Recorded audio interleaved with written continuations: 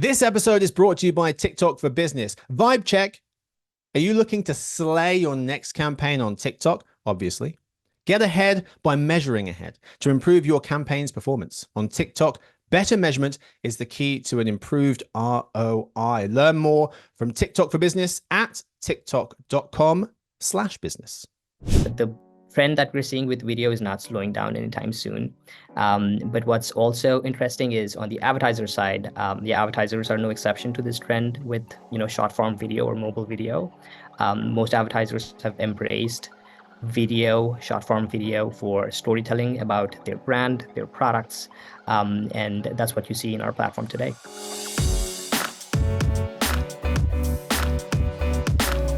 Hey gang, it's Thursday, October 24th. Ashish, Jasmine, and listeners, welcome to the Behind the Numbers Daily, an eMarketer podcast made possible by TikTok. I'm Marcus. Today I'm joined by two folks. Let's meet them. Why not? We start with our vice president and principal analyst covering all things social media based in California. It's Jasmine Emberg. Hey, Marcus. Hey, everyone. And also joining us is the product marketing manager at TikTok based on the other coast, New York City. It's Ashish Takala. Hi, everyone. Nice to meet you, Marcus, Jasmine. Hey, fella. Welcome to the show.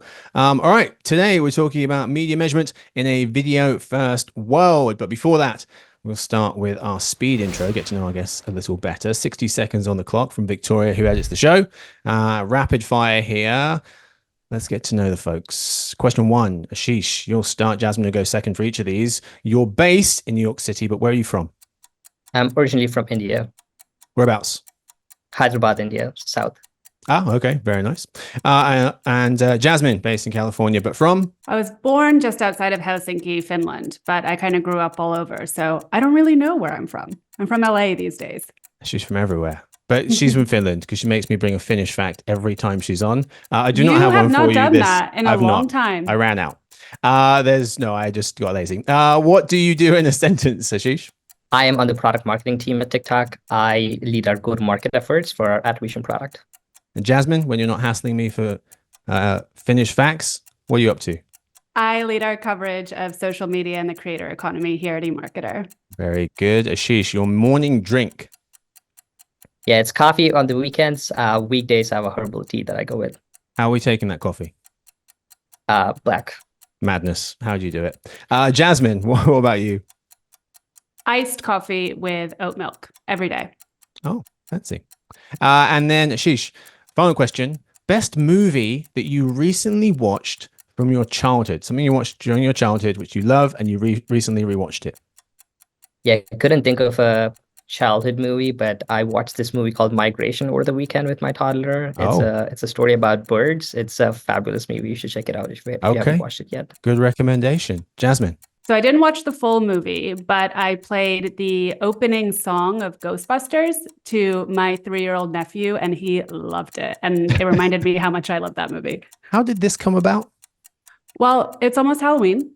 And we were talking about zombies and monsters and ghosts, and it just popped into my head. Okay, fair enough. You do, yeah. Good choices. All right, folks, they are our two guests. Let's move to our fact of the day before we get into the episode. Today's fact: the moon is slowly moving away from Earth. Did anyone else know this? I feel like I should have been warned by someone. If you guys knew, I'm going to be furious. I did not know this, but something you did not know about me is that I am obsessed with the moon. Astronaut? Oh. No. Oh, obsessed is a strong word.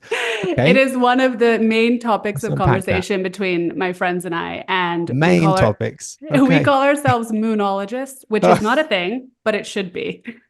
But this is a fact I did not know, so I'm going to be very happy to bring this to the group later. As a moonologist, you should have known this. Ashish, did you know this was happening? I had no idea, and I did not know about moonologists either. So two facts That's for me. Definitely not a thing, so don't worry about it. So it's getting about an inch further away every year, according to NASA. That means 30 Earth-sized planets could fit in between the Earth and the Moon. The Moon is 10 times further away today than when it was formed billions of years ago. So it used to be about 15 to 20,000 miles away, and today it's closer to 240,000 miles away. So 10 times further away. You're probably wondering what happens when the moon moves away from the Earth. It's not great. Science website Live Science explains that it means much smaller tides in the oceans, so less good surfing, I assume, due to reduced gravitational pull impacting coastal ecosystems and potentially causing climate disruptions. Great. Additionally, Earth's rotation would slow down, leading to longer days, and the stability of Earth's tilt could be affected, potentially causing more extreme seasonal variations. All good things, clearly. Anyway, let's go on today's episode before it gets even darker. Today, as I mentioned, we're talking media measurement in a video-first world. All right, folks. So let's get into it. First of all, Ashish, we wanted to start the conversation by looking back the last 10 or so years at media habits and how they've changed. TV being a very dominant form of media in terms of consumer attention and ad dollars as well. I went back and looked at some of our numbers to set the table. In terms of attention, TV 2014, 94% of Americans watch traditional television. Today it's 68%. So nearly 30 points less. In terms of time spent watching TV, that's fallen from close to 4.5 hours to 3.5 hours. If you look at the ad dollars, TV ad spend has gone from 40% of advertisers' budgets to 15% in the last 10 years. And so TV has become less significant and there isn't a clear kind of dominant medium anymore. It's become very fragmented, as folks know, thanks in part to the rise of platforms like the one you work at, TikTok. So Ashish, what's interested you the most about how time spent has changed over the last 10 or so years? Yeah, thanks, Marcus. I think what's been really interesting over the past few years, I would say more so the last 5 years, is how much video content is created online. So on one hand, the demand for video is on the rise, and that's clear from the rise of platforms like TikTok. But on the other side, we also have the effort it takes to create a video coming down every year. You have an iPhone in your hand and you can create really high quality video content today. And with generative AI tools coming up, I think that ease is only going to get simpler and simpler for people to create more video content. So I think the trend that we're seeing with video is not slowing down anytime soon. But what's also interesting is on the advertiser side, the advertisers are no exception to this trend with short form video or mobile video. Most advertisers have embraced video, short form video for storytelling about their brand, their products, and that's what you see in our platform today. Yeah, the video one's really interesting because we have numbers that show if you look 5 years ago, video accounted for 1/3 of social media content that was being consumed. Today, it's 2/3. And those last 5 years coincide quite nicely with the rise of TikTok and how much of a significant player it's become in recent history. Jasmine, when you think about time spent and how it's changed, what jumps out to you? Well, I wanted to second Ashish's points. I think one of the biggest things, especially when you're looking at social media, is the shift toward video. And you, Marcus, already pulled some of our stats on that. But another one that, is really shocking, although it shouldn't be altogether that surprising, is what's happening with ad spending as well. So next year, we are expecting social video ad spending to surpass linear TV ad spending here in the US. And so that is a huge milestone and just goes to show not only that consumer attention has shifted toward video on social platforms, but advertiser attention and spending has now as well. So consumer behavior changing, advertiser spending habits changing, measurement not quite kept up. Ashish, can you walk us through where we are in terms of measurement today? Yeah, when you think of measurement, it's a bit of a spectrum, with some advertisers being sophisticated and using the tools that we would like to see them using, more scientific, more sophisticated. But on the other end of that spectrum is advertisers who are still using traditional measurement. And what I really mean by traditional, again, it sounds like these methods have been around for like decades, but that's not really the case. Click-based measurement has only been around for about 20 years now. And that is what a lot of advertisers still use today, despite video establishing itself as a dominant channel. And if you look back at measurement before the internet age, people use media mix models. You look at Nielsen, the TRPs that they generate, and then put it into a model and try to understand how each channel is driving revenue for their business.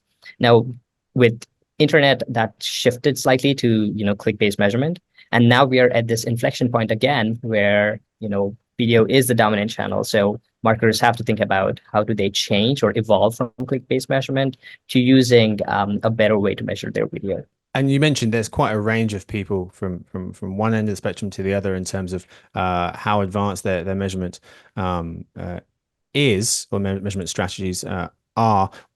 What to you are kind of the main ways that you can get people moving from the less advanced end of that spectrum to the more advanced end when it comes to measurement?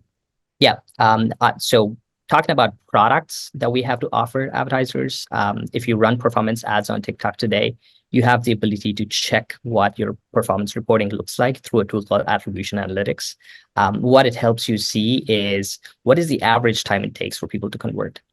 With click-based measurement, one of the hypotheses is that people see the ad, they click on it, and they end up buying the product. But with the insights that we're showing on our platform today, you can actually see how long it takes for someone to convert after they've seen an ad. And aggregated data shows us that in the US for e-commerce, the time to conversion is about 10 days. So that's how long it takes for people to convert, which means everything that click-based measurement is telling you, it is missing out on a big chunk of conversions that we are seeing on our end. And this data is available for advertisers to see for your own ad accounts as well. So that's one way to get started on that journey. And once you understand the magnitude of the conversions that you're missing out on, you can start thinking about conversion lift studies, which is generally available as of last week. We announced this at Ad Week. It's the most scientific way. We call it the gold standard of measurement. So it's a test group, a control group. You show ads to the test group, don't show it to the control group. You see the difference between the two. So there are different ways for you to do it. Conversion lift is one of the ways. You can also lean on third-party partners. We have a lot of partnerships that we've announced in the past few months now. So third-party partners, conversion lift studies, attribution analytics. We have a few different ways for you to get started on that journey. So that was something that I have been talking a lot about recently as well, about how the path to purchase, especially from social media, is not always linear, right? And it can take somebody a long time to actually go from discovering an item to eventually purchasing it. And that purchase doesn't always happen on the exact same place where they discovered it. And so it's really fascinating to hear how the evolution and what's still needed in order to get advertisers to catch up with that. Jasmine, you mentioned before the recording, one of the big misconceptions about platforms like TikTok is that it's a place for kind of big home run brand awareness plays. Ashish, how are you trying to change that perception? Yeah, great question. So I would start by saying that a big reason for that misconception is because of how people measure TikTok as a media channel. So if you're running performance campaigns today and you're using video as your go-to format and you're looking at click-based measurement, I don't expect a lot of people to see these ads and click on the videos right away to go and purchase a product. So a click-based measurement would always downplay the impact of a channel like TikTok. So with that in mind, what we have invested in is a whole suite of measurement products and partnerships. So on the measurement product side, we have our first-party tools. So attribution analytics and conversion lift are two solutions. And then on the third-party side, we've announced an exciting partnership with Northbeam last week as well. It's a closed beta where we are sharing our impression data with Northbeam, which means their MTA model not only takes into account the clicks that happen on our platform, but also includes the impressions or the views that are happening on our platform and feeding it into their MTA model. So it's exciting that third parties are leaning in to view-based measurement, realizing the value of video as a format and including that into their overall modeling methodology. Could you give us an example of a brand of someone who's been able to stand out on TikTok and show some very kind of measurable results? Yeah, with the holiday season coming up, I have two examples that come to mind. Nice. The first is a large e-commerce player. they have done very well on our platform. They have leaned into, native creative, so creative that lands very well on TikTok. They've continuously optimized their ad account, meaning checking which strategies are working and then scaling those strategies. But the one lingering question that they always had was, is TikTok actually incremental? So is TikTok actually driving conversions for me, or are they showing impressions to everyone, hoping that those would lead to conversions as well? Mm-hmm. So what they leaned into to test that out is conversion lift studies again. And what they saw was TikTok was not only incremental, it actually beat their expectations in terms of how much additional incremental revenue TikTok was driving. So based off of those results, they increased their media spend during holiday time. During holiday season last year, and they saw a 2.5 times increased ROAS on their ad account. So the return on ad spend was 2.5 times higher than what they had seen the year before. So a big jump year over year during their holiday season. Yeah. And the second example? Yeah, the second is a DTC brand. Now, if you are a smaller advertiser, a DTC company that has a Shopify store, for example, this example might be closer to your business model. This is a jewelry brand that is strictly D2C. They're predominantly in the US, and what they have leaned into was post-purchase surveys, which is another third-party solution that we offer. It's simple integration. It helps you serve a survey to the customer at the end of their purchase. So after they hit purchase, a survey loads and asks them a few questions. So the questions that they structured were, where did you hear about us? And TikTok was one of the options. Why did you buy this product? Is it for yourself or for someone else? And what they learned from this information was that TikTok drives about 1/3 of their new customers. So with a smaller brand, especially in the DTC space, you really care about new customer acquisition. And in this example, they saw 1/3 of their total revenue for new customers coming from TikTok. And the second question was actually very interesting as well. They found out that about 40% of their purchases were gifts that people were buying for someone else. So it was really cool for them to take that insight and then use that into their future campaign planning. So their copy, their creative, everything could use, inspiration from a stat like that as they think about holiday season. All right, some great examples there, and examples of what does work. We'll flip that on its head. Can you tell us what doesn't work on the platform? Yeah. So in terms of what doesn't Nothing, work, he says. Moving on. Yeah. So the biggest one is when you're thinking measurement, you need to align your measurement strategy with how users are behaving online. And if you're not aligning the two, that's when you wouldn't see results that really make sense to your business. Now, you might think that they are making sense because that's what you've seen for the longest time, but that's where you're missing out on a lot of value that platforms like TikTok and the video format is creating for your business. So from a measurement perspective, I would say looking away from last click is where I would start. And from my perspective, because I also get asked this question a lot by advertisers and marketers, and one of the things that I always say on TikTok and other platforms, it's really crucial to match the kind of content and the language that is being spoken on those platforms, and to really make the content feel native to them. And I think Ashish, you brought that up already, talking about the native creative that was working. And so where I see, some brands not perform as well is when, they're trying to, or they're not quite matching the medium that they are on in that moment. Last question, folks. Ashish, I'll start with you. If you could give marketers one piece of advice for how to determine the true impact of their media buys, what would you tell them? Yeah, measurement is a journey. So it's not a simple recommendation, I would say. You have to get started on that journey for you to start seeing results. So the first thing I would do is check your data within the attribution analytics tool. So this is available within TikTok Ads Manager. You can pull any campaign that you've run and see what this reporting looks like. So I've talked about time to conversion. You can also see touch points to conversion. So what is the path that led to a purchase and how many impressions were involved? So that data is really powerful for you to start convincing maybe folks on your end. If you have leadership that is leaned into last click, you can use some of this data as proof points for them to like start thinking about evolving to better measurement. And from that point on, it is picking a measurement solution that works. Like I said, conversion lift studies are great. Third-party partnerships are also available for you to tap into. And then the last step is calibrating your old world with the new world. So you have, once you start using a new source of measurement, you have your old data from a click-based model. You have your new data from a post-purchase survey or a conversion lift study. So how do you bridge the two worlds? So that's where I would spend some time thinking about the strategy there.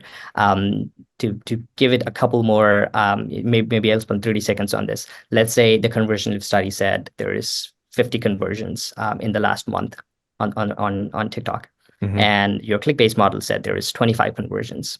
So what you're seeing there is that ratio between the incremental conversions, which is 50, versus click-based conversions, 25. So that 2-to-1 ratio is what I would use for calibrating my internal attribution on an ongoing basis. So for this month's conversion, I would just apply that multiplier to say, okay, this is what we observed initially, but based off of our learnings from better measurement, this is what we're bumping it up to, because that is a more scientific way of measuring. Terrific. Great way to end the episode. Thank you so much for that. Thank you so much to both of my guests for hanging out with me today. Thank you first to Ashish for joining us. Glad to be here. Thank you for having me. Of course. Thank you, of course, to Jasmine. Thank you, Marcus. Bring a Finland fact next time. Okay, fine. Oh, look. Thank you to Victoria, who edits the show. Stuart runs the team, and Sophia does our social media. And thanks to everyone for listening in to today's episode of the Behind the Numbers Daily, an eMarketer podcast made possible by TikTok. We hope to see you tomorrow for our weekly listen show and eMarketer video podcast.